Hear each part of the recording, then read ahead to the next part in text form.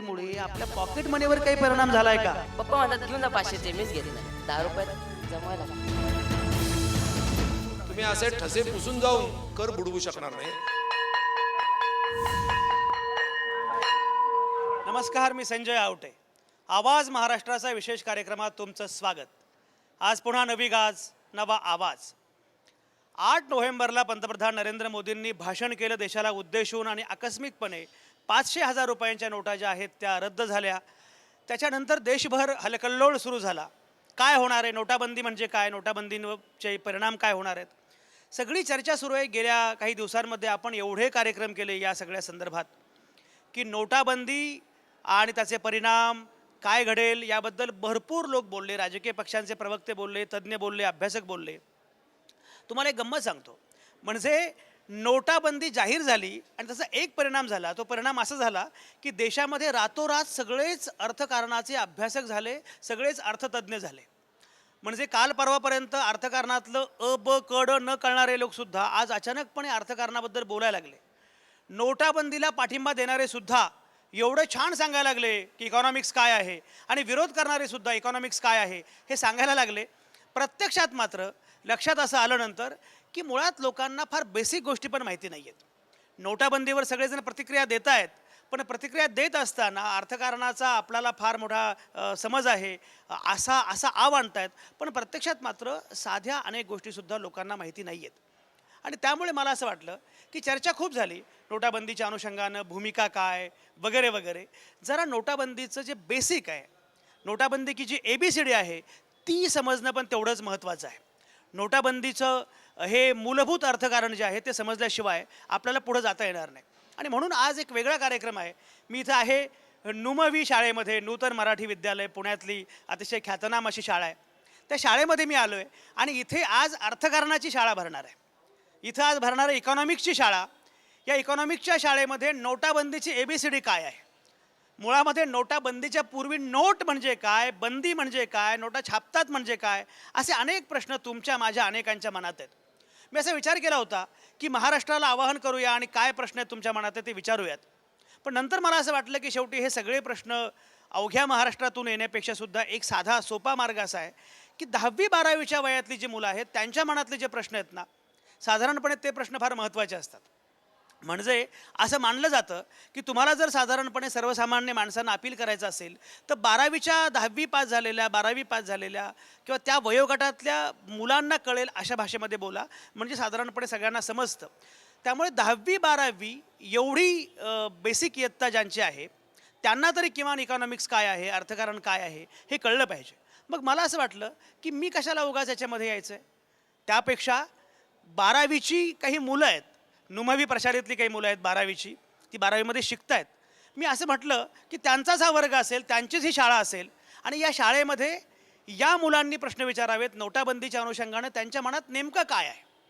ते प्रश्न अगदी रॉ असतील, ते प्रश्न अगदी सामान्य असतील, पण अनेकदा फार असामान्य बोलण्याच्या नादामध्ये फार साध्या साध्या मूलभूत गोष्टी ज्या आहेत त्याचा आपल्याला विसर पडतो आणि त्या साध्या गोष्टींबद्दलच आपण बोलत नाही. त्यामुळे मी मगाशी म्हटल्याप्रमाणे नोटाबंदीच्या एकूण अर्थकारणाबद्दल बोलत असताना नोट म्हणजे काय आणि चलन म्हणजे काय हेच आपल्याला माहिती नसतं. म्हणून आज जी शाळा आहे ती शाळा फार महत्त्वाची आहे. त्या शाळेमध्ये माझा रोल जो असणार आहे तो फक्त सूत्रधाराचा रोल असणार आहे.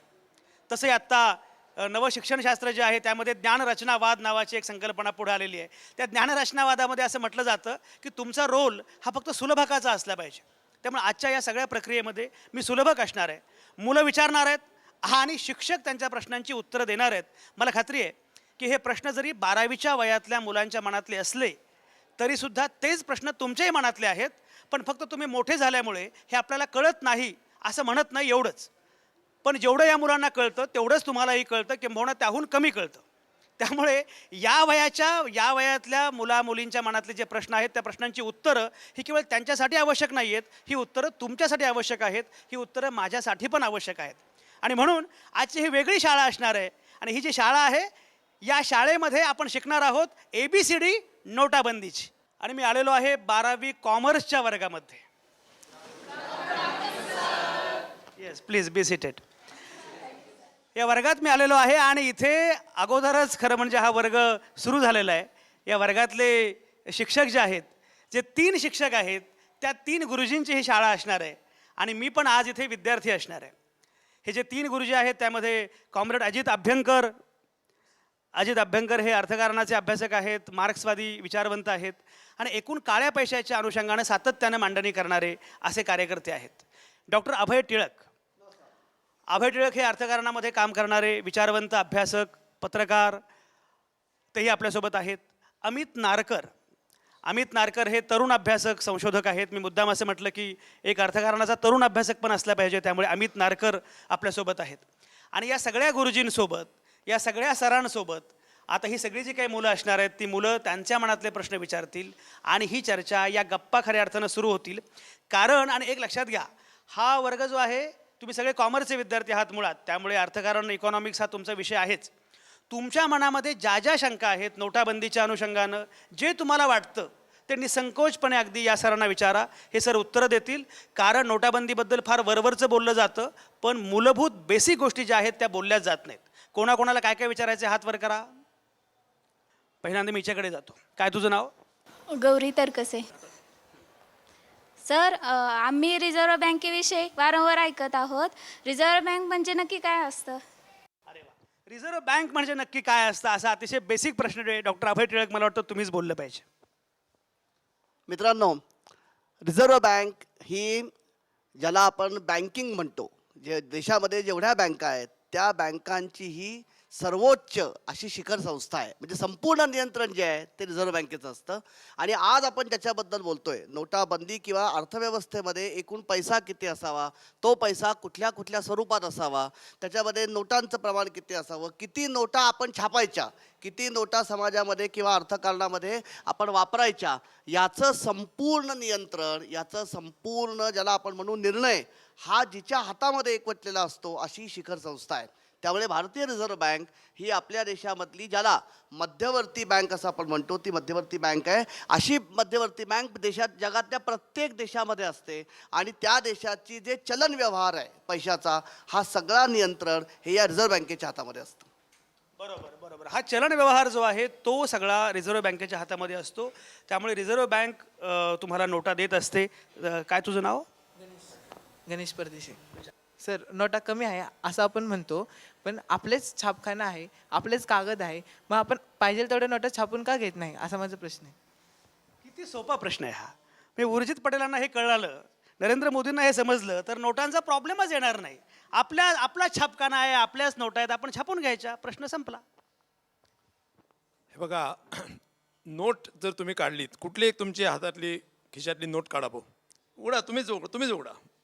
त्याच्यावरती एक वाक्य लिहिलेलं आहे. तुम्ही पण तुमच्या हातातल्या नोटा बघा, त्याच्यावरती एक वाक्य लिहिलेलं आहे. ते वाचा काय?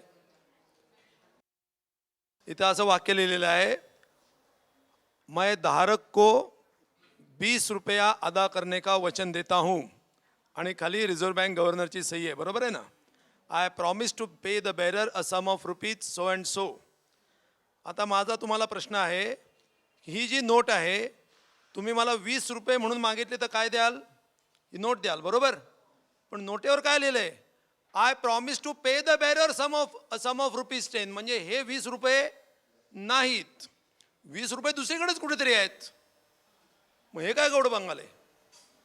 20 रुपये म्हणून तुम्ही नोट घेता देता आणि त्याच्यावर लिहिलंय की मैं 20 रुपये अदा करने का वचन देता हूं. म्हणजे ही नोट नाहीये, हे वचन आहे. हे काय आहे? वचन आहे. आणि याचा अर्थ करन्सी नोट ज्याला आपण म्हणतो ते म्हणजे रिझर्व्ह बँकेनं दिलेलं एक वचन, म्हणजे एक प्रॉमिसरी नोट आहे. मग तुम्ही जर रिझर्व्ह बँकेकडे गेला, गव्हर्नरकडे गेला, ही 20 रुपयाची नोट घेऊन किंवा 100 रुपयाची नोट घेऊन, तर तुम्हाला रिझर्व्ह बँक काय देईल असं वाटतं? कोणी सांगू शकेल? येस? 20 रुपयाचं सोनं. 20 रुपयाचं सोनं देईल. उत्तर थोडंसं बरोबरच्या दिशेने चाललेलं आहे. बसा, 20 रुपयाचं सोनं आता रिझर्व्ह बँकेकडे किंवा तेवढ्या रकमेचं सोनं नसतं, तर रिझर्व्ह बँकेकडे 1 रुपयाची निकेलची नाणी आहेत. पूर्वी कधीतरी इतिहासामध्ये तसं ते सोनं असायचं. रिझर्व्ह बँकेच्या इतिहासात नाही, त्याच्याही पूर्वीच्या इतिहासामध्ये, की नोटा ज्या होत्या त्या सोन्याचं प्रतिनिधित्व करण्यासाठी म्हणून यायच्या. आता जे नोटा येतात त्या नोटाच्या बदल्यात तुम्हाला जे मिळेल ते 1 रुपयाची नाणी मिळतील 20. तुम्ही रिझर्व्ह बँकेच्या कुठच्याही शाखेमध्ये जा, रिझर्व्ह बँक तुम्हाला जेवढे पैसे तुम्ही द्याल त्याच्या बदल्यामध्ये 1 रुपयाची तेवढी नाणी देईल. आणि तो रुपया 22 रुपया मतलब ते 20 रुपये जे तुम्हाला मिळतील ते त्या चलनी नोटेचं जे काय खरं मूल्य आहे ते त्या रूपात आहे. तेवढी नाणी तिकडे ठेवलेली असतात का? तेवढी ठेवत नाहीत, कारण कोणी असं कन्व्हर्ट करायला येत नाही. परंतु म्हणलं तर ते आहे. तेव्हा चलनी नोट, तुमचा प्रश्न विचारला होता की चलनी नोटा वाटेल तेवढ्या छापल्या तर काय होईल, तर त्याचं मूल्य बाजारातलं कमी होईल. म्हणजे तुम्ही जेवढ्या चलनी नोटा छापाल जास्त प्रमाणामध्ये, त्याला पुरेसा सपोर्ट नसताना, तर त्याच्यामधून फक्त बाजारामध्ये भाववाढ होईल. त्याच्यामधून जिथे 1 रुपयाची वस्तू आहे तिथे 10 रुपयाला मिळायला लागेल, या पलीकडे त्याच्यातनं काही होणार नाही. त्यामुळे चलनी नोटा वाटेल तशा छापून चालत नाहीत. त्याच्यासाठी त्याला अर्थव्यवस्थेचा किंवा इतर जो आधार आहे त्याच्या तांत्रिकतेमध्ये आपण नंतर जाऊ. पण अशा प्रकारे वाटेल त्या नोटा छापून श्रीमंत होता येत नाही, कारण त्याच्यातून फक्त किमतीची पातळी वाढेल. प्रत्येकाच्या डोक्यावरती एक टोपी बसवली तर माणसं उंच होतात का? नाही होत ना. प्रत्येकजण टोपी घालायला लागेल, प्रत्येकजण तेवढा उंच दिसायला लागेल, त्यातनं काहीच फायदा होणार नाही. सर, माझा प्रश्न असा आहे की सध्या सगळीकडे चर्चा चालू आहे ती काळ्या पैशांची. हा काळा पैसा म्हणजे नेमकं नक्की काय आहे आणि त्याचा वाईट परिणाम काय होतो हे जाणून घ्यायचं आहे. त्या काळ्या पैशाबद्दल मला मगाशी कोणीतरी काही नेत्यांबद्दल कोण प्रश्न विचारत होतं सुरू करण्यापूर्वी? हां, काय तुम्हाला विचारलं मगाशी? सर, तुम्ही म्हणता की 500च्या आणि 1000च्या नोटा ह्या रद्द केल्यात, पण बिझनेसमॅन किंवा राजकीय नेते यांनी त्यांचा ब्लॅक मनी हा ऑलरेडी त्यांच्या असेटमध्ये कन्वर्ट करून घेतलाय. मग त्या ब्लॅक मनीचं काय? अजून कोणीतरी मला काळ्या पैशाबद्दल कोणाला विचारायचं आहे का आणखी काही? हे सगळ्यांची उत्तरं एकत्र आपण घेऊयात. हां, याला विचारायचं आहे, काय तुझं काळ्या पैशाचं बोल. आता 500 आणि 1000च्या नोटा तरी बंद झाले, मग त्या 500 आणि 1000 नोटांचं काय करायचं पुढे? आता ते वायाच जाणार ना. मग त्यामुळं अजून पर्यावरणाचं तेवढं ऱ्हासच होणार ना. मग ते काय करायचं त्याच्याबद्दल? बरं, असे 3-4 प्रश्न काळ्या पैशाबद्दल आहेत. अमित नारकर हे आपले तरुण गुरुजी आहेत, आणि तुम्हाला माहिती आहे का, अमित नारकर आणि मी एका वर्गात शिकलेलो आहोत बरं का. त्यामुळे हे गुरुजी आम्ही वर्गमित्र आहोत. तर अमित सर सांगा, काय म्हणणं आहे? काळ्या पैशाबद्दल बोलताना काळा पैसा आणि काळं उत्पन्न असा मूलभूत फरक केला पाहिजे. सरसकट आपण काळा पैसा म्हणतो, म्हणजे काळ्या रंगाचा पैसा तो असतो असं नाही. ज्याला आपण म्हणू गैरमार्गाने निर्माण केलेलं जे उत्पन्न असतं, किंवा जे उत्पन्न आपण मिळवतो पण ते उत्पन्न मिळवलं हे आपण सांगत नाही, दडवून ठेवायचा प्रयत्न करतो, त्याला ढोबळ मानाने त्याला आपल्याला काळा पैसा किंवा काळं उत्पन्न म्हणता येईल. आता काळा पैसा जो असतो, बऱ्याच लोकांच्या मनामध्ये असं असतं की हिंदी सिनेमा बघून की उशीमध्ये पैसे भरून ठेवलेले असतात, गादीखाली पैसे दडवलेले असतात, हे सगळे म्हणजे काळे पैसे असतात, असं एक लोकांचा समज आहे. आणि म्हणून मग नोटाबंदीची चर्चा करताना लोकांना हे बरं वाटतं की आता सगळे पैसे बँकेत जमा केले की काळे पैसे या सगळ्या अर्थव्यवस्थेमधून नष्ट होतील. काळं उत्पन्न जे निर्माण होतं अर्थव्यवस्थेमध्ये त्याचे अनेक मार्ग असतात. उदाहरणार्थ, माझं महिन्याचं उत्पन्न 1 लाख रुपये आहे आणि त्याच्यावरती सरकार काहीतरी कर मला लादत असतं, पण सरकारला कर भरायला लागू नये म्हणून मी माझं उत्पन्न 1 लाख रुपये दाखवतच नाही. मी माझं उत्पन्न 1 लाखापेक्षा कमी 50,000 दाखवतो. म्हणजे वरचं 50,000चं जे उत्पन्न आहे ते मी सरकारला सांगत नाही माझ्याकडे आहे म्हणून, कारण मला त्याच्यावरचा कर वाचवायचा असतो. तरी कर चुकवेगिरी करण्यातून उत्पन्न कमी दाखवणं हा एक काळ्या उत्पन्नाचा त्याचा एक मार्ग असतो. दुसरा त्याचा मार्ग असा असतो की अनेक व्यवहारांमध्ये तुम्ही किती खर्च करता तो खर्च तुम्ही स्पष्टपणाने सांगत नाही. तो खर्च तुम्ही, उदाहरणार्थ अनेक उत्पादनं जी होतात त्या उत्पादनांच्या मध्ये खर्च तुम्ही फुगवून सांगता, आणि खर्च फुगवून सांगितला की तुमचं उत्पन्न जे आहे, नफा जो आहे तो नफा कमी होतो, आणि मग त्या नफ्यावरती तुम्हाला जो कर द्यावा लागतो त्या कराचं प्रमाणही कमी होतं. तर अशा पद्धतीने वेगळ्या वेगळ्या मार्गाने आपल्याला जे पैसे मिळतात ते पैसे कुठून मिळतात ते मार्ग न सांगणं, आणि ते पैसे जे मिळतात ते पैसे इतके मिळालेत हे न दाखवणं, याला ढोबळ अर्थाने आपल्याला काळं उत्पन्न किंवा काळा पैसा म्हणता येईल. आणि हा काळा पैसा अनेक पद्धतीने निर्माण होतो. देशांतर्गत व्यवहारामध्ये निर्माण होतो, देशाच्या बाहेर जे आपण व्यवहार करतो त्याच्यामधनं मोठ्या प्रमाणावरती निर्माण होतो. उदाहरणार्थ, भारतातल्या अनेक कंपन्या परदेशामध्ये निर्यात करतात. तर निर्यात करत असताना तुम्हाला किती पैसे मिळाले हे जर तुम्हाला जेवढे मिळाले तेवढे सांगितलेत तर त्याच्यावरती म्हणजे तुम्हाला उत्पन्न खरं सांगावं लागेल. ते उत्पन्न खरं सांगितलं की त्याच्यावरती कर भरावा लागेल. ते जर टाळायचं असेल तर कमी मिळाले असं दाखवायचं, त्याला अंडर इन्व्हॉइसिंग असं म्हणतात. किंवा परदेशामध्ये मधून आपण काही वस्तू खरेदी करतो तेव्हा त्याच्यावरती आपण ओव्हर इन्व्हॉइसिंग करतो, म्हणजे जेवढी किंमत दिलेली आहे त्याच्यापेक्षा जास्त किंमत आपण तिकडे दिली असं दाखवतो आणि भारतातून तो पैसा बाहेर नेतो. मग बाहेर नेल्यानंतर ज्याच्याकडून खरेदी केलंय त्याला तर तो कमी पैसा द्यायचा असतो आणि वरचा जो जास्तीचा पैसा बाहेर नेलाय तो आपण त्याच्याशी साठवलोटं करून आपल्या खिशामध्ये घालतो. म्हणजे अशा पद्धतीने उत्पन्नाचे जे वाममार्ग ज्याला म्हणतात, गैरमार्ग ज्याला म्हणतात, त्याच्यातून जे उत्पन्न निर्माण केलं जातं, पैसा निर्माण केला जातो, त्याला ढोबळमानाने काळा पैसा असं म्हणतात. आता या सगळ्या काळ्या संपत्तीमध्ये रोख पैशाचं प्रमाण किती आहे हा खरं तर संशोधनाचा आणि चर्चेचा विषय आहे. माझं नाव शुभम राठोड. माझा प्रश्न असा आहे की नोटाबंदीमुळे दहशतवादाला आळा बसेल का? नोटाबंदीमुळे दहशतवादाला आळा बसेल का? या नोटाबंदीचा दहशतवादाशी संबंध काय होता? अभय सर. ज्या 2-3 कारणांच्यामुळे हा सरकारने निर्णय घेतला त्याच्यामध्ये एक महत्त्वाचं कारण असं आहे की मोठ्या प्रमाणावरती अलीकडल्या काही वर्षामध्ये आपल्या देशामध्ये खूप मोठ्या प्रमाणात ज्याला आपण नकली नोटा म्हणतो, या नकली नोटा वापरल्या जात आहेत असं आपल्या गुप्तचर यंत्रणांच्या लक्षामध्ये आलेलं आहे. प्रामुख्याने जरी आपल्याला ठोस सांगता आलं नाही, कारण काय होतं की हा नकली पैसा सगळा केवळ भारताबाहेर तयार होतो मग भारतामध्ये येतो असंही नाही, त्यांचे स्थानिक लागेबांधे पण असतात. पण नकली नोटा या प्रामुख्याने ज्याला आपण अंमली पदार्थाचे व्यवहार म्हणतो, गैरव्यवहार म्हणतो ते, आणि प्रामुख्याने ज्याला दहशतवादी कारवायांकरता हा पैसा वापरला जातो, हा एक शंका आहे. दुसरी शंका लोकांची अशी आहे की ज्या मोठ्या प्रमाणामध्ये समजा देशामध्ये आपण खोट्या नोटा पसरवल्या तर मगाशी मी जे म्हटलं की रिझर्व्ह बँक किंवा जे सरांनी सांगितलं की जी नोट आहे त्या नोटेच्या मागे रिझर्व्ह बँकेची म्हणजे पर्यायाने शासनाची ज्याला आपण अधिसत्ता म्हणतो की ताकद आहे की ही अधिकृत हे चलन आहे आणि म्हणून आपण केलेला व्यवहार हा अधिकृत आहे हे ज्याच्यामुळे साबित होतं. त्या विश्वासाला जर खोट्या नोटा आपल्याकडे आल्या, आपण जर बँकेमध्ये गेलो की आपण व्यवहारामध्ये गेलो आणि आपल्याला असं लक्षात आलं की माझ्याकडनं चुकून खोटी नोट दिली गेली आहे किंवा दुसऱ्याकडनं माझ्याकडे खोटी नोट आली आहे, तर तो व्यवहार हा साहजिकच बेकायदेशीर म्हणून रद्द ठरतो. म्हणजे पर्यायाने मोठ्या प्रमाणावरती जर खोट्या नोटा चलनामध्ये असतील, व्यवहारामध्ये असतील, तर तुमचा माझा सारख्या सामान्य माणसाचा आपल्याच देशामधल्या चलनावरचा आणि ते चलन देणाऱ्या रिझर्व्ह बँकेसारख्या यंत्रणेवरचा विश्वास हा डळमळतो आणि त्याच्यामुळे देशामध्ये गोंधळाची अनागोंदी निर्माण होते. हा जो काही शक्तींचा डाव आहे कथित, त्याला आळा घालावा म्हणून प्रामुख्याने ह्या ज्या चलनी नोटा आहेत या 1000 आणि 500च्या दर्शनी मूल्याच्या नोटांच्या माध्यमातून हे चलन व्यवहारामध्ये येत होतं.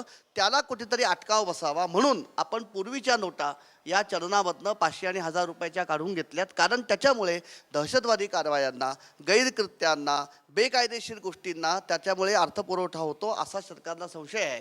तो अनेक ठिकाणी दिसलेला आहे. म्हणून दहशतवादी कारवायांना कुठेतरी पायबंद बसावा हा त्याच्यामागचा एक हेतू होता. चला, तुम्हाला दहशतवादाशी संबंध काय आहे नक्की हे लक्षात आलेलं आहे. तुला विचारायचं आहे, बोल. तुझं नाव सांगा अगोदर. सरोज, सध्या संसदेसमोर स्ट्राईक चालू आहे, त्यांचा नक्की उद्देश काय आहे? बरं, एवढं सगळं छान घडतं आहे तरीही संसदेसमोर स्ट्राईक सुरू आहे आणि लोक उपोषण करतायत, आंदोलन करतायत, लोक विरोध करतायत. तर अभय टिळक, नक्की विरोध काय आहे, कशामुळे? काय झालं आहे, एक आपण लक्षात घेऊया की जेव्हा नोटाबंदी किंवा जुन्या नोटा व्यवहारामधनं काढून घेणं इतका मूलभूत निर्णय जेव्हा सरकार घेतं तेव्हा एक लक्षात घ्या की हा सरकार एकदम जरी निर्णय घेतलेला असला तरी याच्यामागे खूप विचार झालेला असतो. कारण आपल्या देशामध्ये अर्थव्यवहारामध्ये अगणित प्रकारचे लोक व्यवहार करतात. त्याच्यामध्ये असंघटित क्षेत्रात म्हणजे रस्त्यावरती ज्याला आपण म्हणतो की हातगाडीवाले आहेत, फुलं वेचणारे आहेत, त्याप्रमाणे शेतकरी, उद्योजक, व्यापारी, गुंतवणूकदार, तुमच्या माझ्यासारखे नोकरदार, असे अनेक घटक देशामध्ये जे आहेत या प्रत्येकावरती ह्या नोटाबंदीचा नेमका परिणाम काय होईल याचा सरकारने जरी विचार केलेला असला तरी व्यवहारामध्ये जे आपल्याला दिसतंय ते असं दिसतंय की जुन्या नोटा व्यवहारातनं काढणं आणि नवीन नोटा तितक्याच प्रमाणामध्ये म्हणजे देशामध्ये प्रत्येकाला मिळतील याची यंत्रणा राबवणं, याच्यामध्ये बऱ्याच प्रमाणामध्ये आपण जे कल्पना करतो ती आणि वास्तव याच्यामध्ये फरक पडला आहे. त्यामुळे संसदेबाहेरचं धरणं जे आहे ते संसदेबाहेरचं धरणं हे प्रामुख्याने जुन्या नोटा बंद केल्या म्हणजे मागे घेतल्यामुळे छोटे व्यापारी, असंघटित व्यापारी, ज्यांचं हातावरती पोट आहे असे शेतामध्ये मोठ्या शहरामधले कष्टकरी, ग्रामीण भागातला शेतकरी वर्ग, कारण एक मित्रांनो एक लक्षात घ्या, हे फार महत्त्वाचं टायमिंग का महत्त्वाचं आहे, कारण गेली 3 वर्ष आपल्या देशामध्ये दुष्काळ होता. यंदाचाच 2016 सालचा पाऊस चांगला झाला, त्यामुळे ग्रामीण भागामध्ये शेतामध्ये उत्पन्न चांगलं आलेलं आहे, उत्पादन चांगलं झालेलं आहे. त्यामुळे शेतकरी वर्गाला तो माल पटकन विकून त्याचा पैसा मिळवणं किंवा पैशामध्ये त्याचं रूपांतर करणं हे आज गरजेचं होतं. पण ग्रामीण भागामध्ये त्या मानाने नवीन नोटा पोचवण्यामध्ये अडचणी येत आहेत, कारण ग्रामीण भागामध्ये बँका कमी आहेत, बँकांच्या शाखा कमी आहेत, ATM आपल्याकडे शहरात जेवढी दिसतात तेवढी ग्रामीण भागामध्ये अजून नाही आहेत. जरी नोटा तयार झाल्या तरी त्या नोटा सगळीकडे पोचवणं हे अत्यंत मोठं जिकिरीचं काम आहे. कारण आपल्या देशामध्ये नाशिक आणि मध्य प्रदेशमधलं देवास या 2 ठिकाणीच हे कारखाने आहेत की ज्याला आपण प्रिंटिंग प्रेस म्हणतो ती आहे. त्यामुळे हे सगळं लक्षात घेता अनेक ठिकाणी अजूनही पाहिजे त्या मोठ्या प्रमाणावरती जे गरजेनुसार नोटा नवीन उपलब्ध होत नाही आहेत, म्हणून लोकांची अतिशय मोठ्या प्रमाणावरती अडचण होते. आणि ही अडचण कुठेतरी संघटितपणे सरकारच्या समोर आणून द्यावी आणि त्यामुळे करेक्टिव्ह ॲक्शन, जसं परवा आपले उर्जित पटेल म्हणले की शक्यतो आम्ही आता लवकरात लवकर परिस्थिती पूर्वपदावरती आणावी म्हणून आपण प्रयत्न करतोय. त्या प्रयत्नांचा एक भाग म्हणून लोकशाहीमध्ये आपल्याला शेवटी आंदोलन हा एक ज्याला आपण सनदशीर मार्ग आहे, त्या मार्गाने सरकारचं लक्ष याच्याकडे वेधून ही जी अडचण काही घटकांना होतीये ती शक्यतो लवकरात लवकर त्याचं निराकरण व्हावं त्या प्रयत्नाचा हा एक भाग आहे. चला पुढे कोण? हां, हिला काहीतरी विचारायचं आहे. काय तुझं नाव काय? वृषाली देशपांडे. सर, माझा प्रश्न असा होता की नोटा बंद केल्यामुळे नक्की काय होईल? पण नोटा बंद केल्या, बरं त्यात पुन्हा असं आहे की 500-1000च्या नोटा बंद केल्या आणि 2000ची नोट मात्र आली. याच्यामुळे काय होईल? अपेक्षा अशी आहे की ज्यांच्याकडे कर चुकवलेला पैसा म्हणजे उत्पन्न आहे त्यांनी अनेक मार्गाने त्याची वासलात लावली असेल, परंतु तरीसुद्धा ज्यांना काळं उत्पन्नच निर्माण करायचं म्हणजे ज्यांना कायम कायद्यासमोर ते उत्पन्न उघड करायचं नाही अशाच पद्धतीचा व्यवसाय करायचा असेल तर ते नेहमी रोख स्वरूपातच व्यवहार करायला प्राधान्य देतात. कारण कुठं त्याच्या फुटप्रिंट ज्याला आपण म्हणतो राहतच नाहीत, त्या व्यवहाराचे ठसे कुठे उमटत नाहीत, म्हणून ते तशा पद्धतीचा व्यवहार करतात. अशा प्रकारचा पैसा ज्यांच्याकडे त्या वेळेला असेल किंवा पूर्वीचा कुठला तरी उत्पन्नाचा साठवलेला असेल, 500-1000 रुपयाच्या नोटेतच तो असणार, कारण कोणी 100 आणि 10च्या नोटात तो ठेवणार नाही. जर 500 आणि 1000ची नोट जर रद्द केली तर त्यांना त्या नोटा चलनातून नाही म्हटल्यानंतर त्याची रद्दी झाली. मग त्यांना असा जेवढा काय पैसा असेल सगळाच काळं उत्पन्न त्याच्यात असेल असं नाही, काळ्या उत्पन्नाच्या साधारण 10% हिस्सा त्या रूपात असेल असा एक अंदाज आहे. मग तो रद्दी जर झाला तर ते काय करतील, ते कुठेतरी त्यांना बँकेत आणावं लागेल, मग तिथं उघड होईल. बँकेत नाही आणला तर कुठेतरी दुसरे त्याला मार्ग काढावे लागतील, मग तिथे ते पकडले जातील. निदान असा सरकारचा प्रयत्न राहील. तेव्हा अशा पद्धतीनं त्या दडवलेला हा जे काळ्या उत्पन्नाचा एक हिस्सा आहे, सगळा नाही 10% असेल, पण तो हिस्सा बाहेर यायला मदत होईल, हा एक त्याचा परिणाम होऊ शकतो. अर्थात त्याच्यासाठी बरंच काही काम करावं लागेल सरकारला, त्याचं सगळं झालं तर हे होईल. आणि दुसरा मुद्दा असा की याच्या पुढच्या काळामध्ये अशा प्रकारचे व्यवहार करणे चुकीचं आहे, अशा प्रकारचा एक संदेश हा अशा व्यवहार करणाऱ्यांना जाईल आणि त्याच्यामुळे जास्तीत जास्त व्यवहार हे बँकेच्या मार्फत किंवा कुठल्या तरी अशा माध्यमाच्या मार्फत की जिथं तुमच्या व्यवहाराचे ठसे तिथे उमटतील. तुम्ही असे ठसे पुसून जाऊन खाजगीत असे व्यवहार करू शकणार नाही आणि कर बुडवू शकणार नाही. अशा प्रकारचा एक संदेश त्याच्यामुळे अर्थव्यवस्थेमध्ये लोकांपर्यंत जाईल, असा एक त्याचा परिणाम होईल अशी अपेक्षा याच्यामधून आहे. त्याला पुढचा जोडून जो मुद्दा आहे की 2000 रुपयांची नोट मात्र आलेली आहे, त्याचं काय करायचं? एक लक्षात घ्या, आपला जो देश आहे, आपला भारत देश जो आहे याच्यामध्ये प्रचंड वैविध्य आहे. म्हणजे बाकी सगळे जगातले जे प्रगत देश आहेत ज्याच्याशी तुलना करण्याचा आपल्याला नेहमी प्रयत्न होतो, म्हणजे मोह होतो की अरे अमेरिकेत असं आहे, इंग्लंडमध्ये तसं आहे. आपला देश जो आहे हा फार वेगळा आहे. आपल्या देशामध्ये अतिशय लहान लहान व्यावसायिक हे मोठ्या प्रमाणावरती आहेत. म्हणजे तुम्हाला गंमत वाटेल, आपल्या देशामध्ये जेवढे उद्योगधंदे आहेत त्याच्यापैकी जवळपास 88% उद्योगधंदे हे असंघटित क्षेत्रामध्ये आहेत. म्हणजे अत्यंत लहान लहान, ज्याला आम्ही हातावरती पोट असणारे लोक म्हणतो, असे हे उद्योजक आहेत सगळे. यांचा सगळ्यांचा व्यवहार हा जास्ती करून रोख पैशामध्ये होतो, कारण बँकेमध्ये पैसे ठेवायचे, बँकेत खातं उघडायचं, चेक द्यायचा किंवा डेबिट म्हणजे प्लास्टिक मनी आपण ज्याला म्हणतो, हे करायला सुद्धा काहीतरी खर्च येतो. त्याच्याकरता एक वेगळी साक्षरता लागते, ती अजून मोठ्या प्रमाणावरती आपल्याकडे नाही आहे. त्याच्यामुळे काय झालं आहे की रोख व्यवहार करणं ही आपली गरज आहे. म्हणजे त्याच्यात म्हणजे बेहिशोबी धन जमा होतं हे मान्य आहे, पण आपल्या देशामध्ये अनेक बाबतीत ते अपरिहार्य आहे. हा सरांचा जो मुद्दा आहे, एक लक्षात घ्या, गेल्या 20 वर्षामध्ये आपण ज्या पद्धतीने आर्थिक बदल आपल्या देशामध्ये झालेले आहेत, त्याच्यामुळे सर्वसाधारण आपली उत्पन्नाची दरडोई उत्पन्नाची पातळी वाढलेली आहे. आता म्हणजे माझ्या लहानपणी, म्हणजे मी तुमच्या वयाचा जेव्हा होतो तेव्हा मी 500 रुपयाची नोट बघितली सुद्धा नव्हती. माझ्या आयुष्यात मी वयाच्या 30व्या वर्षी पहिल्यांदा 500 रुपयाची नोट बघितली. मला खात्री आहे की तुमच्यापैकी अनेकांनी ती ह्या वयात बघितलेली आहे.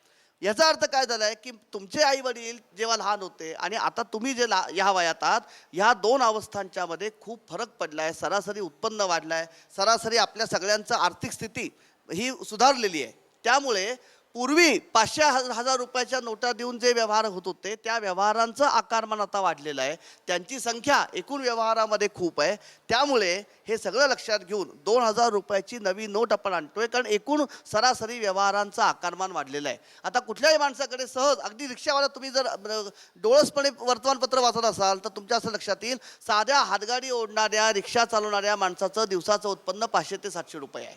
म्हणजे ही जी अर्थकारणाची पातळी वाढलेली आहे, हे लक्षात घेता मोठ्या प्रमाणावरती होणारे रोखीचे व्यवहार इथून पुढच्या काळात होण्याच्या दृष्टीने एक गरज म्हणून कदाचित 2,000 रुपयाची ही नवीन नोट सरकारने काढलेली आहे. कॅशलेसबद्दल कोणीतरी मगाशी विचारत होतं. कोणाचा प्रश्न होता? तुझा होता. काय प्रश्न आहे? सर, हे कॅशलेस म्हणजे नक्की काय असतं आणि नोटाबंदीमुळे लोकांना त्याचा काय फायदा होईल? कॅशलेस म्हणजे नक्की काय असतं हा एक मुद्दा आहे. आणि एकीकडे कॅशलेस म्हणायचं आणि पुन्हा 2,000 रुपयांची नोट पण आणायची, म्हणजे रोखीचं महत्त्वही मान्य करायचं आणि पुन्हा कॅशलेसही म्हणायचं. हे एकाच वेळी दोन दोन गोष्टी ज्या आहेत त्याचं काय करायचं? कॅशलेस म्हणजे पैशाची देवाणघेवाण थेट न करता मी तुम्हाला पैसे दिले असं मी म्हणायचं आणि ते पैसे घेतले असं तुम्ही म्हणायचं, अशी जी संमती असते त्याला म्हणायचं कॅशलेस.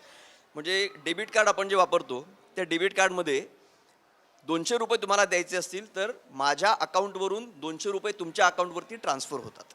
म्हणजे माझ्याकडचं 200 रुपयाचं मूल्य हे तुमच्याकडं हस्तांतरित होतं. हा तो कॅशलेसचा अर्थ झाला. याच्यामध्ये होतं असं की तुम्हाला रोख नोटांची, चलनी नोटांची गरज भासत नाही. यातून एक होण्याची शक्यता अशी की सगळ्या व्यवहारामध्ये एक प्रकारची पारदर्शकता येईल. म्हणजे व्यवहार कुठलाही लपून राहणार नाही, कुठलाही व्यवहार त्याची नोंदणी झाली नाही असं होणार नाही. कारण मी पैसे दिले हे बँकेच्या माझ्या ट्रान्झॅक्शनमध्ये येईल, ते पैसे तुम्हाला मिळाले हे तुमच्या ट्रान्झॅक्शनमध्ये येईल. आणि त्याच्यामुळं रोख पैशाच्या देवाणघेवाणीमधून जे व्यवहार दडवले जाण्याची शक्यता असते ते व्यवहार दडवता येणार नाहीत. ही त्यातनं एक ज्याला शक्यता म्हणतात ती शक्यता निर्माण होते. अर्थात याच्याबरोबरीने हेही लक्षात घेतलं पाहिजे, म्हणजे आपल्याला हे अत्यंत फार सोपं वाटतं, सुरळीत होईल असं वाटतं, पण तुमच्यापैकी किती लोकांनी डेबिट कार्ड वापरले माहिती नाही, पण डेबिट कार्डाच्या ट्रान्झॅक्शनवरती तुम्हाला एक कर द्यावा लागतो, एक 2% त्याच्यावरती युजर फी असते. ही युजर फी ही कॅशमध्ये दिल्यानंतर नसते. आणि एका बाजूला सगळे व्यवहार कॅशलेस करायचे असं म्हणायचं आणि दुसऱ्या बाजूला अशा पद्धतीने लोकांच्या खिशामधून जिथं तुम्हाला 200 रुपये खर्च करायचे आहेत त्या ठिकाणी 204 रुपये तुम्हाला द्यावे लागणं, याच्यातून नकळत हे कॅशलेस व्यवहार फॅसिलिटेट करणाऱ्या यंत्रणा ज्या आहेत त्या यंत्रणा इथनं पुढच्या काळामध्ये त्यांची भरभराट होईल एवढं मात्र निश्चितपणाने सांगता येऊ शकतं. आता दुसरा मुद्दा जो आहे तो 2,000 रुपयाच्या नोटीचा आहे आणि हे खरं तर मला सुद्धा न सुटलेलं कोड आहे एका अर्थाने. 500 आणि 1000च्या नोटा या उच्च मूल्याच्या नोटा आणि त्याच्यामध्ये काळे व्यवहार, काळा पैसा हा सहजतेने साठवला जातो म्हणून त्या रद्द करायच्या आणि दुसऱ्या बाजूला 2,000 रुपयाची नोट आणायची. ह्याच्यामधून काळे व्यवहार करणं अधिक सुकर नाही का होणार असा एक प्रश्न लोकांच्या मनामध्ये निर्माण होतो. दुसरी गोष्ट अशी की आजच्या परिस्थितीमध्ये 2,000 रुपयाची नोट ही तुम्हाला इतक्या सहजपणाने वापरावी लागत नाही. 500 रुपयाची नोट दिली तर ती पटकन खर्च होऊन जाते, पण 2,000ची नोट पटकन खर्च होत नाही. 300 रुपये खर्च केला आणि 2,000ची नोट दिली तर 1700 रुपये कोणी सुट्टे देत नाही. त्याच्यामुळे होतं असं की जे आपल्याला फारसं फायद्याचं नाही ते सोडून देण्याकडे लोकांचा कल वाढतो. म्हणून 2,000 रुपयाच्या नोटेपासून स्वतःची सुटका करून घेणं ह्याच्याकडे लोकांचा कल पुढच्या काळामध्ये वाढू शकतो आणि मग ऑटोमॅटिकली जो पैसा आपल्याला नको तो व्यवहारामध्ये जास्तीत जास्त चलनात फिरत राहतो आणि तो फिरत राहिला की मग त्याच्याबरोबरीने बाजारामधली किमतीची पातळी जी आहे ती सुद्धा त्याच्याबरोबरीने त्याला बांधून पुढं जात राहते. त्यामुळे 2,000 रुपयाच्या नोटीने नेमके अर्थव्यवस्थेमध्ये काय परिणाम होणार आहेत ते इतक्याच सांगता येणार नाही, पण माझ्या स्वतःच्या मताने तरी 500 आणि 1000ची नोट रद्द करून 2,000ची नोट आणणं याच्यामध्ये तसा काही मला तर्क फारसा दिसत नाही. चला, सगळ्या प्रश्नांची उत्तरं आपल्याला घ्यायची आहेत. आणखी बऱ्याच जणांचे प्रश्न आहेत आणि सगळे आपले गुरुजी तयार आहेत उत्तरं देण्यासाठी. पण आत्ता या क्षणी मी घेतो एक छोटासा ब्रेक. तुम्ही कुठंच जाऊ नका. नोटाबंदीमुळे आपल्या पॉकेट मनीवर काही परिणाम झालाय का? पप्पा म्हणतात घेऊन जा 500चे, मीच घेतले नाही. 10 रुपयात जमवायला का? तुम्ही असे ठसे पुसून जाऊन कर बुडवू शकणार नाही.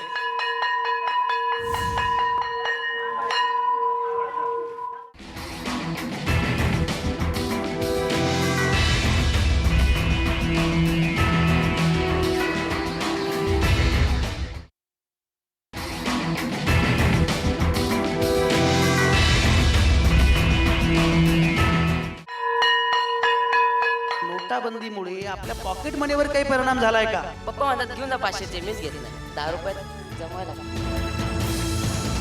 तुम्ही असे ठसे पुसून जाऊन कर बुडवू शकणार नाही.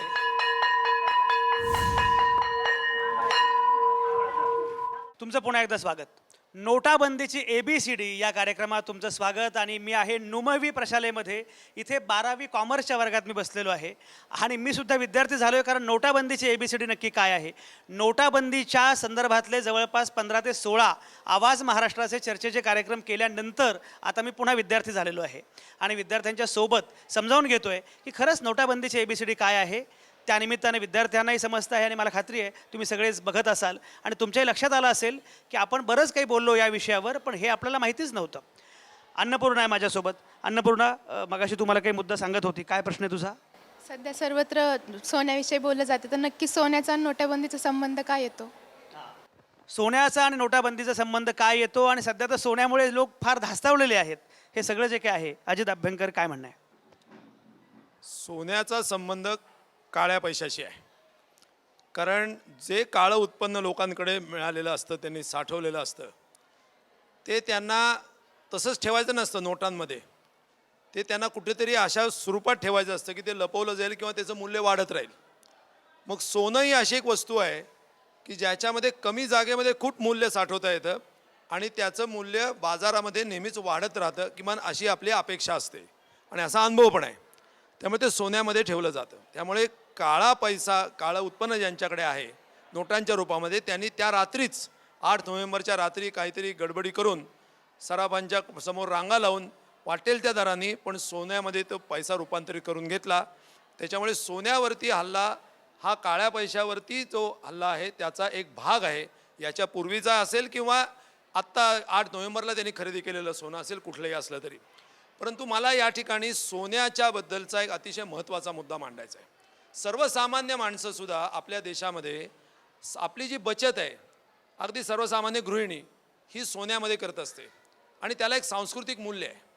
ते परंपरागत सांस्कृतिक मूल्य काय असायचं ते असो, पण आज सोन्याचं मूल्य या देशाला काय झालेलं आहे हे खरोखर समजावून घेण्याची गरज आहे. जी सोन्याची चेन, सोन्याची माळ आपण आपल्या गळ्यात घालतो, ती म्हणजे आपल्या देशाच्या गळ्याला लागलेला फास आहे, लक्षात ठेवा. सोन्याची चेन म्हणजे देशाच्या गळ्याला लागलेला सोन्याचा फास आहे. मी अतिशय महत्त्वाचं विधान करतो या ठिकाणी, कारण लक्षात घ्या, आपण जे सोनं वापरतो देशामध्ये आज, ते सर्व सोनं आपण आयात केलेलं असतं. आणि किती आपण आयात करतो सोनं, तर जेवढ्या काही गोष्टी आपण देशामध्ये आयात करतो त्याचे जे मूल्य तुम्ही काढलं तर त्याच्यात जवळजवळ 8 ते 10% मूल्य हे एकट्या सोन्यामध्ये जातं. म्हणजे पेट्रोलियम प्रॉडक्ट जे आपले, म्हणजे याला आपण क्रूड ऑइल म्हणतो, पेट्रोलियमचा मूळ पदार्थ, त्याच्यानंतर आपल्या देशातली सगळ्यात मोठी आयात सोन्याची आहे. सोन्याचा काय उपयोग होतो सांस्कृतिक कारणाव्यतिरिक्त किंवा काळा पैसा लपवण्यासाठी या व्यतिरिक्त मला माहिती नाही. हे सोनं जे आहे याच्यामुळे आपली जी आयात निर्यात व्यापार आहे याच्यामध्ये आयात प्रचंड जास्ती होते आणि निर्यात ती कमी राहते. ती तूट आहे. ती तूट यायला मुख्य कारण हे सोनं आहे. हे सोनं आपण कमी करू शकतो आणि या सोन्यामुळे जी तूट निर्माण होते ती तूट भरून काढण्यासाठी आपल्याला वाटेल त्या सवलती देऊन परकीय भांडवलाला, ते तुम्ही या इथं पायघडा घालाव्या लागतात, त्यांना वाटेल त्या त्यांच्या अटी मान्य कराव्या लागतात आणि सरकारला झुकावं लागतं. आपल्या देशाच्या म्हणजे आपल्या सरकारला झुकावं लागतं आणि त्याच्यामधून पुन्हा देशामध्ये काळ्या पैशाचं चलनवलन व्हायला अशा सवलतींमुळे पुन्हा एक वेगळ्या प्रकारचं उत्तेजन मिळतं. तो एक वेगळाच मुद्दा आहे. तेव्हा सोनं हा काळा पैसा लपवण्याचा मार्ग म्हणून एक फास आहे. आणि किती सोनं आहे फक्त मी एक आपल्याला सांगतो आकडा. 2000 साली आपण देशामध्ये 352 टन सोनं आयात केलं होतं. साधारण त्या काळामध्ये आपण 300 ते 350 टन सोनं देशात आयात करत होतो. आता 15 वर्षे गेली त्याच्यानंतर आज देशामध्ये आपण 900 टन सोनं आयात करतोय. लक्षात घ्या, मी टनामध्ये बोलतो आहे, मी वजनामध्ये बोलतो आहे, मी मूल्यामध्ये बोलत नाही आहे. म्हणजे आपण आयात जे सोनं करतो त्याची क्वांटिटी, त्याचं प्रमाण वाढलेलं आहे. देशात काय असं वाढलंय की ज्याच्यामुळे आपण तिप्पट सोनं आता आयात करायला लागलो? तिप्पट, पुन्हा सांगतो, तिप्पट मूल्य नाही, मी टनांमध्ये बोलतो आहे, वजनामध्ये बोलतोय मी. या सोन्याचं होतं काय? तर हे सोनं, याचाच अर्थ देशातल्या एका विशिष्ट वर्गाचं उत्पन्न वाढतंय, ते काळं उत्पन्न आहे, त्यांना लपवायला कुठला तरी मार्ग पाहिजे. आणि हे सोनं जे वाढलेलं दिसतं एवढं आयातीचं प्रमाण, त्याचं कारण हे आहे. आणि म्हणून सोनं आयात करणं म्हणजे आयात मूल्याचा फास गळ्याभोवती लावून घेणं आहे. म्हणून याच्या पुढं देशामध्ये कुठल्याही देशभक्त माणसांनी सोन्यामध्ये बचत मी करतो, अपवादात्मक कुठं काहीतरी एखादा अंगठी केली, एखाद किरकोळी काय केलं गोष्ट सोडून द्या, परंतु सोन्यामध्ये मी बचत साठवून ठेवतो, हे म्हणजे देशाचा केलेला घात आहे, असं माझं स्पष्ट मत आहे. बघा, सोन्याचा संबंध हा आयात निर्यातीशी कसा आहे, माझ्या हातामध्ये गळ्यामध्ये काही नाही आहे बरं का. पण हे अतिशय महत्त्वाचं आहे, त्यामुळे हे समजून घेणं आवश्यक होतं. आणखी कोणाचा प्रश्न आहे? हां, तुला काय, तुझं नाव?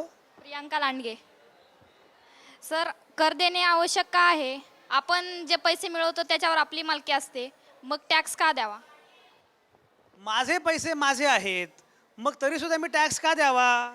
मग त्यामुळे आमच्या अमिताभ बच्चनला NRI व्हावं लागतं, तर प्रत्येकाला काही NRI होता येत नाही. काय करायचं अभय सर? मगाशी आपण जी काळ्या पैशाची व्याख्या केली की काळा पैसा म्हणजे कर चुकून मी जो पैसा जमा केलेला आहे किंवा साठवलेला आहे त्याचं नाव काळा पैसा. एक लक्षात घेऊया, आपण जबाबदार नागरिक म्हणून कर भरणं ही आपल्या प्रत्येकाची जबाबदारी आहे. मी जबाबदारी इथे आध्यात्मिक अर्थाने म्हणत नाही आहे. आपल्याला सरकार ज्या सगळ्या अनंत प्रकारच्या सेवा सुविधा पुरवतं त्याला सरकारला पैसा लागतो.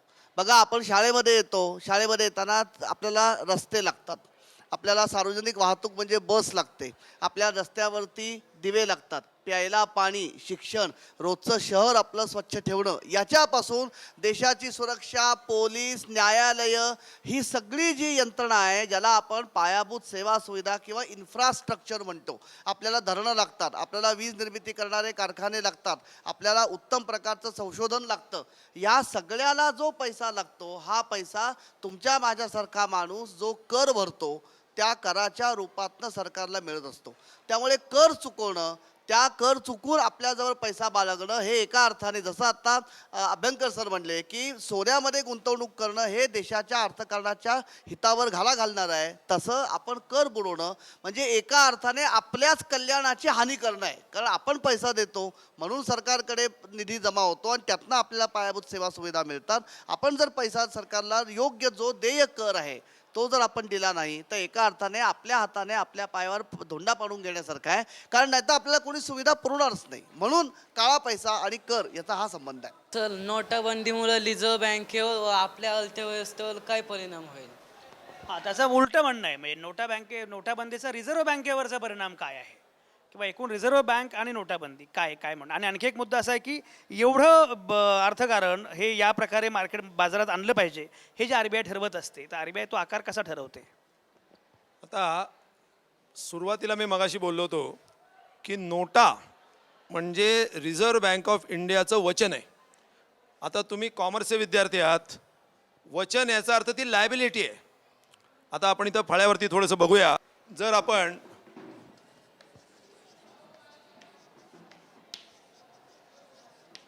बॅलन्स शीट जर काढलं, समजा हे RBIचं बॅलन्स शीट आहे आणि RBIच्या इश्यू डिपार्टमेंटचं बॅलन्स शीट आहे असं तुम्ही समजा. म्हणजे RBIचं नोट इश्यू डिपार्टमेंट जे असतं त्या नोट इश्यू डिपार्टमेंटचं बॅलन्स शीट समजा आपण काढतोय असं समजा. तर आता ही लायबिलिटी साईड आहे, तुम्हाला माहिती आहे, आणि ही ॲसेट साईड आहे. तर लायबिलिटी साईडला काय दिसेल आपल्याला? करन्सी नोट्स दिसतील आपल्या. तर आज मितीला साधारणतः 16,50,000 कोटी इतक्या म्हणजे इतक्या कोटी रुपयाच्या चलनी नोटा आहेत या रिझर्व्ह बँकेच्या लायबिलिटी आहेत त्या. आणि रिझर्व्ह बँकेचे ॲसेट्स काय आहेत? आता लायबिलिटी म्हणले की त्याला कॉरस्पॉन्डिंग ॲसेट्स पाहिजेत. मग रिझर्व्ह बँकेच्या ज्या ॲसेट की ज्याच्या अगेन्स्ट आपण म्हणतो की नोटा इश्यू केल्या जातात, तर त्याच्यामध्ये एक गोल्ड आहे. पण ते गोल्ड किती प्रमाणात आहे?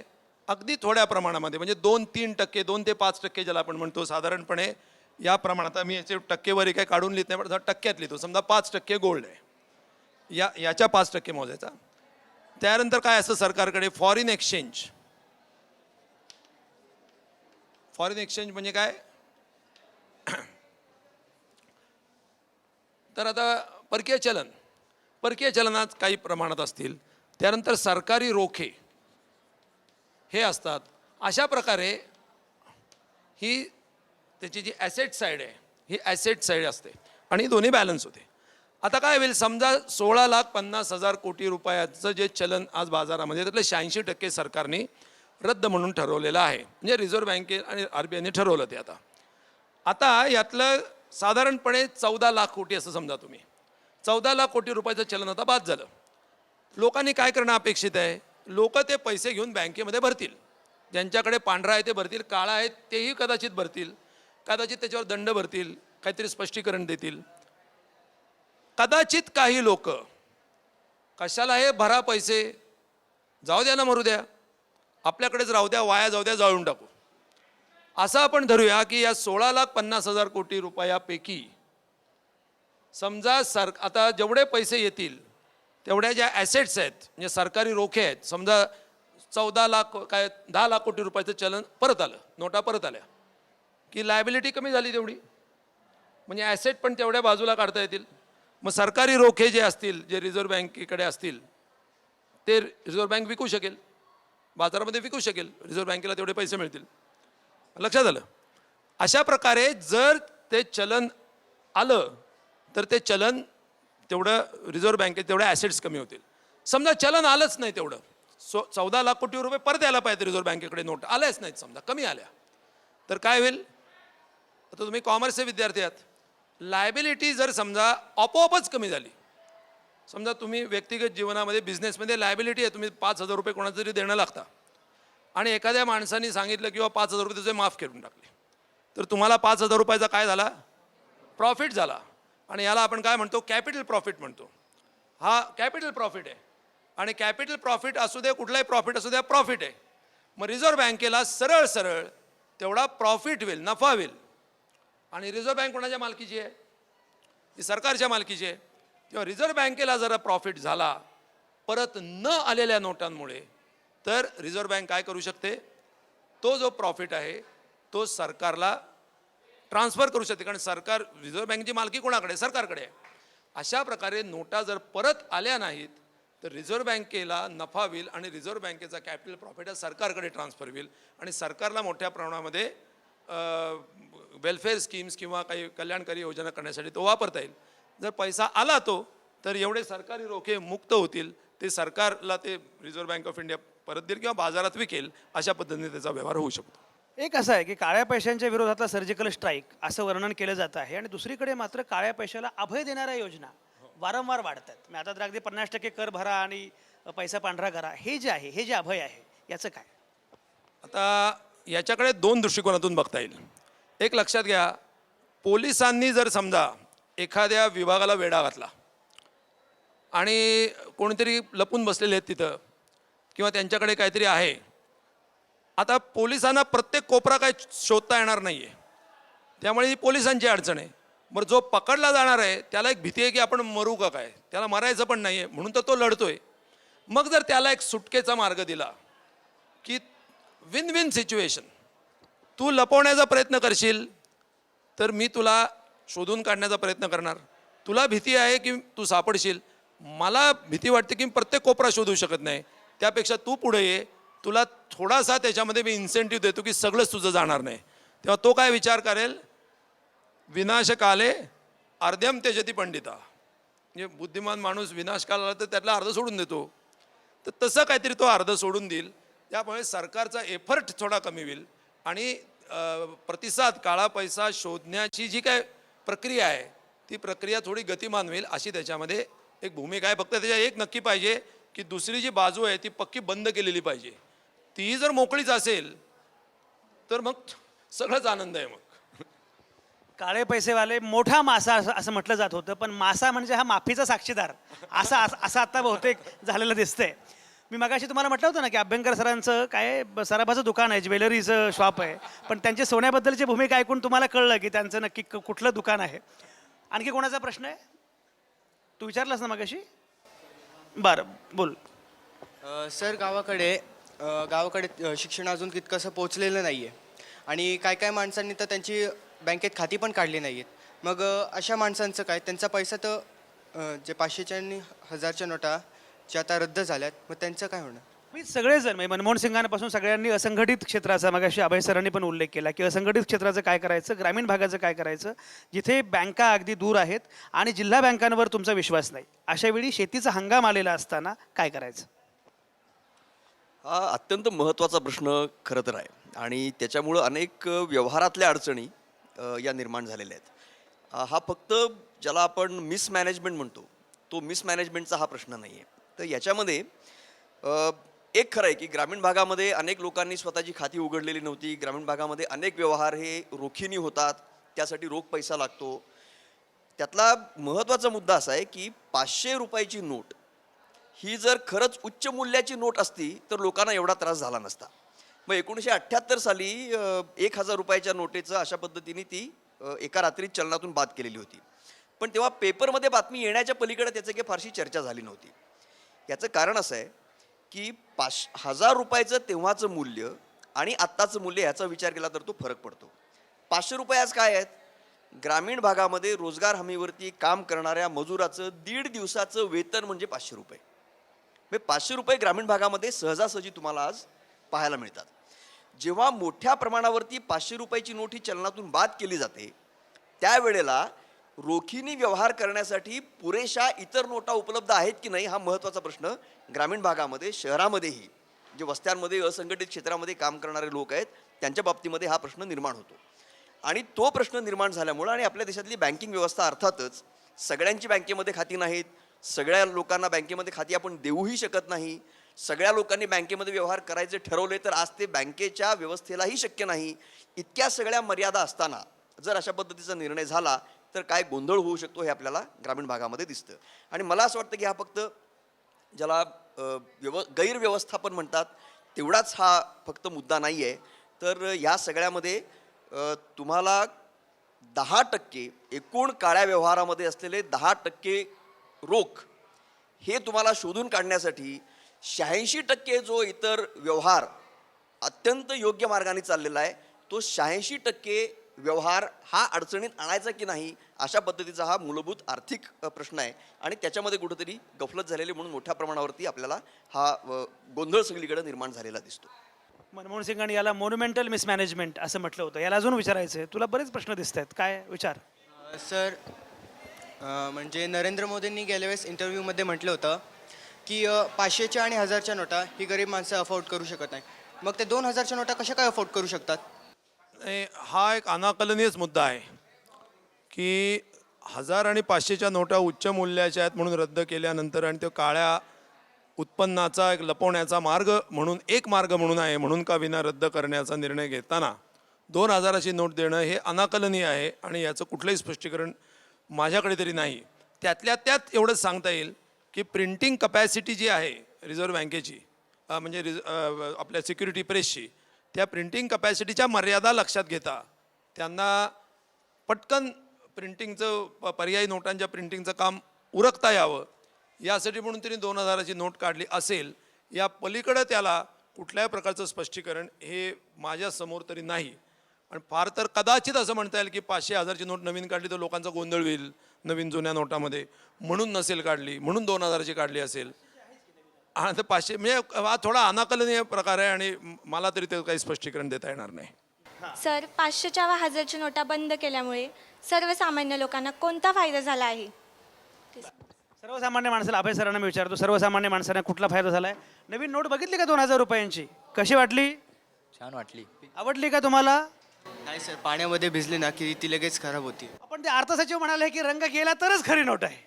तर आता काय खरी नोट आणि बनावट नोट काही कळत नाहीये. चला, मी करत जाऊ का अगदी ज्याला आपण सर्वसामान्य माणूस म्हणतो, सर्वसामान्य माणसाला याचा थेट फायदा किंवा तोटा काही होणार नाही, कारण त्याच्या परिस्थितीत काहीच बदल होणार नाहीये. ज्याच्याकडे लपवण्यासारखं धन नव्हतं, म्हणजे जो आपण मूळ हेतू म्हणतोय, सर्वसामान्य माणूस दहशतवादी कृत्यामध्ये पण नाहीये आणि सर्वसामान्य माणसाकडे बेहिशेबी पैसा पण नाहीये. त्यामुळे आपण असं म्हणूया, सर्वसामान्य माणसाला होणारा जो फायदा आहे तो अप्रत्यक्ष असू शकेल. म्हणजे आता आज जी बातमी आली आहे की जवळपास 9.25 लाख कोटी रुपये बँकांमध्ये जमा झालेत. जे इतके वर्ष बँकांमध्ये आलेले नव्हते पैसे, ते बँकांच्याकडे आता जमा झालेत. हा पैसा बँकांना कर्ज देण्याकरता उपयोगी पडू शकेल. सरकारकडे जो नवीन ह्या लपवलेल्या पैशावरती जो सरकार टॅक्स बसवणार आहे, त्यामुळे सरकारच्या तिजोरीमध्ये जास्ती पैसे येतील. त्यामुळे सरकारची तूट कदाचित कमी होऊ शकेल आणि सरकारकडे जास्ती पैसा आल्यामुळे आपल्याला पायाभूत सेवा सुविधा, चांगलं पाणी, चांगले रस्ते देण्याकरता सरकार खर्च करू शकेल. असा अप्रत्यक्ष फायदा सर्वसामान्य माणसाला नक्की होईल. आपला वेळ संपत आला आहे. पुढचे सर वर्गावर येऊन थांबलेले आहेत, त्यामुळे पुढचा क्लास सुरू होणार आहे. पण त्यापूर्वी एक प्रश्न फक्त मी घेतो. नमस्कार प्राध्यापक साबणे सर, म्हणून मी एक प्रश्न विचारतो की जेवढी मोठी किमतीची नोट असेल तेवढं करप्शन होण्यासाठी त्याचा फायदा होईल असं मला तरी वाटतं. मग ही 2000ची नोट येणं हे योग्य का अयोग्य? अच्छा, शाळेचा सगळ्यात चांगला फायदा असा की विद्यार्थ्यांमुळे प्राध्यापक सुद्धा विद्यार्थी झाले आणि प्रश्न विचारायला लागले. ही चांगली गोष्ट आहे. मला असं वाटतं की या प्रश्नाचं उत्तर मगाशी मी अनाकलनीय असं दिलं होतं, पण माझ्या मनातलं उत्तर असंच आहे की मी तुमच्याशी सहमत आहे की 2000ची नोट इश्यू करणं ही चूक आहे आणि सरकारने तो निर्णय लवकरात लवकर मागे घेतला पाहिजे किंवा याच्यापुढे तरी त्या नोटा, पर्यायी नोटा उपलब्ध झाल्यानंतर त्या नोटा देऊ नयेत, हेच सगळ्यात जास्त योग्य ठरेल. पण अर्थात करप्शनचा तोच एकमेव मार्ग आहे किंवा तो खूप मोठा मार्ग आहे असा मात्र गैरसमज करून घेऊ नका. शिपाई वगैरे लेवलचे लोक करप्शन त्या याच्यात करत असतील. जे मोठं करप्शन आहे ते अतिशय वेगळ्या पद्धतीने होतं, त्याच्यासाठी त्या प्रत्यक्ष नोटांचा उपयोग होतोच असं नाही. असो, तर एकंदर मला असं वाटतं की हा जो प्रश्न आहे, या प्रश्नामुळे लोकांमध्ये प्रचंड जागृती झालेली आहे. जे लोक रांगेत उभे राहिले ते काळा पैसा किती बाहेर आला हा प्रश्न उद्या नक्की विचारणार आहेत. आणि माझ्या मतानुसार जी देशामधली काही विषमता असेल आणि देशामधलं सरकारचं सुशासन निर्माण करण्यामधले जे काय अपयश असेल, कुठल्याही सरकारचं ते असेल, त्याच्यामध्ये काळं उत्पन्न हे एक अत्यंत महत्त्वाची आणि कर बुडवणारे लोक हे अत्यंत एक महत्त्वाची बाब आहे. त्यांना उघडं पाडण्यामध्ये आणि त्यांना बाहेर खेचून काढण्यामध्ये लोकांची शक्ती आता जागी झालेली आहे. आणि लोकांची जागी झालेली शक्ती, जे रांगेत उभे राहिले त्यांनी जागरूकता ही सगळ्यात महत्त्वाची आहे. आणि ती जर ह्याच्यापुढे अशी जागी राहिली आणि जर अशा साम असेल किंवा अन्य सर्व माध्यमांनी जर अशा प्रकारची लोकशिक्षणाची भूमिका घेतली तर माझ्या मते लोक अधिकाधिक प्रमाणामध्ये या काळ्या उत्पन्नाच्या विरोधामध्ये रस्त्यावरती येतील आणि लढाई करतील अशी मला खात्री वाटते. ही सगळी चर्चा फारच महत्त्वाची आहे. खरं म्हणजे 8 नोव्हेंबरला पंतप्रधान नरेंद्र मोदींनी हा निर्णय जाहीर केला आणि एखाद्या सिनेमाची चर्चा करावी अशी लोक इकॉनॉमिक्सची चर्चा करायला लागले. नाहीतर इकॉनॉमिक्सबद्दल एवढ्या सहजपणे सर्वसामान्य माणूस बोलतोय असं कधी घडत नसे, पण अलीकडच्या कालावधीमध्ये मात्र ते घडलं. पण मी मगाशी म्हटल्याप्रमाणे 8 नोव्हेंबरच्या त्या निर्णयानंतर प्रत्येकाला वाटायला लागलं की आपण अर्थकारणाचे अभ्यासक आहोत, आपण अर्थतज्ज्ञ आहोत आणि समर्थक आणि विरोधक दोघंही ठामपणे भूमिका घ्यायला लागले. अशा वेळी नक्की बेसिक काय आहे, मूलभूत काय आहे, मूलभूत अर्थशास्त्र काय आहे, म्हणून नोटाबंदीची ABCD समजून घेण्याचा प्रयत्न आपण सगळ्यांनी केला. आणि खरं म्हणजे मी फक्त सुलभक होतो, पण सगळा प्रयत्न जो आहे तो या विद्यार्थ्यांनी केला. त्यांनी त्यांच्या मनातले प्रश्न जे आहेत ते विचारले. अभ्यंकर गुरुजी, टिळक गुरुजी, नारकर गुरुजी या 3 गुरुजींनी मस्तपैकी ही शाळा घेतली. आणि मला खात्री आहे की खरं म्हणजे एकाच वर्गाने काही होणार नाही, आणखी एखादा वर्ग याच्यावर आवश्यक आहे, कारण एवढे प्रश्न लोकांच्या मनामध्ये आहेत. पण मला वाटतं की किमान ही प्राथमिक कार्यशाळा आहे. 12वीच्या मुलांना जे त्यांच्या मनामध्ये जे प्रश्न आहेत आणि त्यांना जे प्रश्नांची उत्तरं समजतात तेवढं तरी आपल्याला किमान समजलं तरीही किमान अर्थकारण, नोटाबंदीची ABCD आपल्याला समजेल. तुम्ही समर्थन करा, विरोध करा किंवा काहीही करा, पण समजून घेऊन करा, हे फार महत्त्वाचं असतं. आणि यासाठी सामान्य नागरिक म्हणून माझं काम काय आहे हेही या निमित्तानं सगळ्यांच्या लक्षात आलं असेल. आज थांबूया इथं. सगळ्या नामवंतांचे, सगळ्या प्राध्यापकांचे, गुरुजींचे अतिशय मनापासून आभार. नुमवी प्रशालेच्या सगळ्या शिक्षकांचे, ज्यांनी हा वर्ग आम्हाला दिला, उपलब्ध करून दिला, त्या सगळ्यांचे आभार. आणि या सगळ्या आमच्या 12वीतल्या छान विद्यार्थ्यांचे सगळ्यांचे अतिशय मनापासून आभार. पुन्हा भेटूया येत्या सोमवारी रात्री 8 वाजता तुमच्या आतल्या आवाजासह. पाहत आणि ऐकत रहा आवाज महाराष्ट्राचा.